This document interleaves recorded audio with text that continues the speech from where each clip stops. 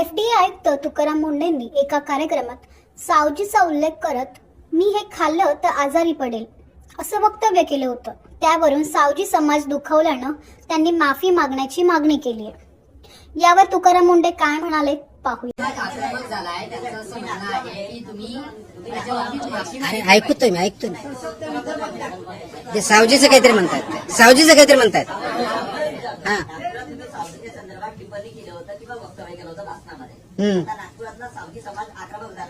का बरं नाही कशाबद्दल म्हणजे काय कशाबद्दलची दिशाभूल केली हा. अधिक तिखटच्या बाबतीत किंवा त्याचा त्रास होतो त्या जेवणाचा. आय थिंक तुम्ही माझं स्टेटमेंट ऐका नीट आणखी माझं स्टेटमेंट परत ऐका. आणि ते लाईव्ह होतं, ते काय असं एडिट केलेलं नाही. Please edit. भाषणामध्ये काही क्वेश्चन आन्सर आले आणि ते अमरावतीचे, नागपूरचं नाही. स्टेटमेंट ते अमरावतीमधल्या भाषणामधलं आहे. तिथं आल्यानंतर त्याच्यावरती विषय आला. त्याच्यावरती माझं कमेंट असं आहे ते जर खाल्लं तर मी 1 महिना आजारी पडेल. हे दुसऱ्याने पडतील असं म्हटलेलं नाही. कोणी खा किंवा खाऊ नका हेही म्हटलेलं नाहीये. मी एवढंच म्हटलंय की मी जर खाल्लं तर पडेल. याचा बॅकग्राऊंडही सांगतो. असं तुम्हाला कसं वाटलं असं तुम्ही तुम्ही खाल्लं का. 2008-9 मी जिल्हा परिषद नागपूरला शिव होतो. त्यावेळेस माझ्या एक मित्राने मला ओढून नेलं होतं खाण्यासाठी. ओके. मी बघितल्यानंतरच मला अगदी एवढं लाल वाटलं की म्हणलं मी नाही खाऊ शकणार. नाही म्हणजे एकदम टेस्ट दिसतं लाल पण तेवढं तिखट नाही असं मला मित्राने सांगितलं. मग मी त्याचा एक घास खाल्ला आणि उठून आलो. मला ते तिखट वाटलं, तेलकट वाटलं. याचा अर्थ त्याच्याने मी कोणते ते अयोग्य खाऊ नये हे नाही. एक गोष्ट लक्षात घ्या, as a food safety commissioner म्हणून मी तिथं बोलत होतो, एक तर इंडिव्हिज्युअल बोलतो. आणि असं गृहीत धरलं एवढं ऑइली खाणं आपल्यासाठी चांगलं नाहीये. म्हणजे किती ऑइली, मी आता ते पर्टिक्युलर प्रॉडक्ट बद्दल बोलत नाही, इन जनरल आता तो इश्यू आलाय. किंवा तेवढं स्पायसी हे आपल्या हेल्थसाठी चांगलं नाही. हेल्दी फूड बऱ्याच वेळेस तुम्ही माझ्या प्रश्नामध्ये विचारलं, अवेअरनेस क्रिएट होणं हे पण हा भाग आहे. तर याच्याबद्दल मी कोणतीही टिप्पणी अशी केली नाही की त्याच्यामुळे कोणता समाज किंवा कुणी त्याच्यामध्ये हर्ट व्हावं. त्याच्यामुळे असं जर कोणी गैरसमज करून घेत असेल ते माझं त्यांनी स्टेटमेंट जे बोललेलं आहे ते परत ऐकावं व्यवस्थितपणे. ही टिप्पणी मी आजारी पडेल याच्याबद्दलची आहे. दुसरं कुणी पडेल, दुसरी कुणी खाऊ याच्याबद्दल माझी काही टिप्पणी नाहीये त्याच्यामध्ये. सो त्याच्यावरती याच्यापेक्षा जास्त काही बोलण्याची आवश्यकता नाही. No question. काय संबंध त्याचा. सॉरी, माझ्या विरुद्ध तक्रार नाही केलेली आहे त्यांनी मंत्री महोदयाकडे काही मागण्या केलेल्या आहेत. ते निवेदन माझ्याकडे आलेलं आहे. तक्रार नाही केलेली आहे.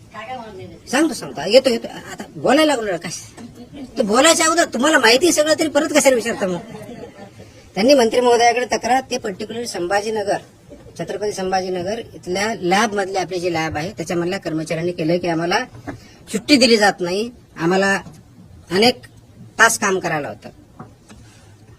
पहिली मागणी अशी की त्यांना इतर कार्यालयाप्रमाणे जे 10 ते 6 आहे त्याप्रमाणे ट्रीटमेंट द्यावी. मुळामध्ये लॅब ही इतर कार्यालय नाही. कार्यालय लॅबोरेटरीमध्ये फरक असतो. लॅबोरेटरी 24 तास चालणारी संस्था असते, कार्यालय 24 तास चालणारे नसते. जसं की इथलं कार्यालय आहे याचा काय 5:45 ते 6:15 वेळ फिक्स आहे, तसा लॅबचा वेळ हा 24 तास असतो, 8 तास नसतो. पण याचा आता कर्मचाऱ्यांनी 24 तास काम करायचं नसतं, त्यांनी 8 तास शिफ्टमध्ये काम करायचं. तर रोज 8च तास करणार आहे. 8 तासावरती कोणाला काम दिलेलं नाहीये. आणि शिफ्ट असतील तर 2 शिफ्ट होणार. प्रत्येक जण एकच शिफ्ट करणार, दिवसातल्या 2 नाही करणार आहे. आठवड्यातले 6 तासच करणार आहे. म्हणजे 48 तासाचा जो ILOचा नॉर्म आहे त्याच्यावरती कोणी काम करणार नाही. आणि एकाला कमीत कमी 1 दिवस आपली सार्वजनिक सुट्टी जे होणार, कोणी रविवारी घेईल, कोणी सोमवारी घेईल. जर 24 तास आणि 7 दिवस चालू तर अजून आपण 24 तास 7 दिवस चालू केलेले नाही. आता फक्त 2 शिफ्टमध्ये 6 दिवसच चालू केले. आणि गरज पडली तर 24 तास 7 तास करावं लागेल, त्या शिफ्टमध्ये करावं लागेल गरज पडली तर. आणि ते पुढच्या काही काळात होईलच, कारण लॅब ही 24/7 चालणारी गोष्ट आहे. त्या दृष्टीनं लॅब, प्रायव्हेट लॅब बघा किंवा गव्हर्नमेंटच्या वेळी त्याला तसेच प्रमाणे चालतात.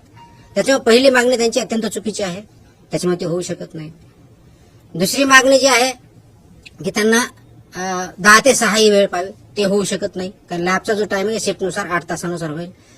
तिसरी मागणी जी आहे की आम्हाला सुट्ट्या, आठवड्यातली 1 सुट्टी तुम्हाला भेटते, त्याच्यामुळे तिथे हे काही क्वेश्चन नाहीये. त्याच्यामुळे त्यांचे काही गैरसमज झाले असतील ते पुढच्या काही काळामध्ये दूर होतील. आता तिथं व्यवस्थितपणे चाललेलं आहे.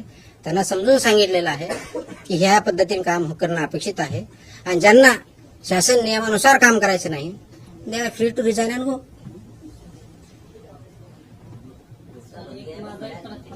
I think good. परंतु रेल्वेमध्ये खुलेआम गुटखा विक्री केला जातो जे त्यांनी सस्टेन केलं. Very good.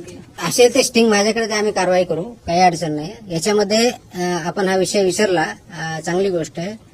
मी पाठीमागच्याही एका प्रेसमध्ये हा प्रश्न आल्यानंतर त्यावेळेस म्हटलं होतं की मॉडस ऑपरंडी ते चेंज करताय. तर त्यांनी आता मेजर वाहनाच्या ऐवजी स्मॉल वाहनं आणि आता जसं सांगताय तुम्ही रेल्वे आणि बस याच्यापासून सुद्धा आणण्याची प्रवास सुरू म्हणजे पद्धत सुरू केलेली आहे. गेल्या काही दिवसामध्येच माझ्या सेंट्रल रेल्वे का वेस्टर्न रेल्वे या ठिकाणी त्याच्यामध्येही पकडलं, त्याच्यावरती आपण कारवाई करतोय. ऑफकोर्स ही प्रोहिबिटेड आयटम आहे, जे कोणी करत कारवाई करणं अपेक्षितच आहे, राईट. तर ते बसने आणतात का रेल्वेने आणतात का कशाने आणतात, प्रोहिबिटेड आहे, पकडू कारवाई करू हेच अपेक्षित आहे. आणि म्हणून प्रोहिबिटेड आयटम असताना ती इलिगल ऍक्टिव्हिटी होते आणि त्यानुसार आपण कारवाई करतो त्याच्यावरती. मोडस ऑपरेंडी समोरचा जो व्यक्ती आहे किंवा संस्था आहे किंवा एस्टॅब्लिशमेंट आहे त्याचा मिसयूज करण्याचा प्रयत्न करणं आणि त्याच्यावरती कारवाई करण्यासाठीच कायदा आहे, त्यानुसार आपण कारवाई करतो. Sir, regarding the channel of paneer, was there any factory or dairy that was particularly inspected and was soybean oil also? No, no, no, no. This is sample reports across Maharashtra of last year. So it is not a particular hotel, particular thing. But it was necessary and it is very clear. Government is clear about this. This is not in a public health. That's what we have taken the decision. There were some reports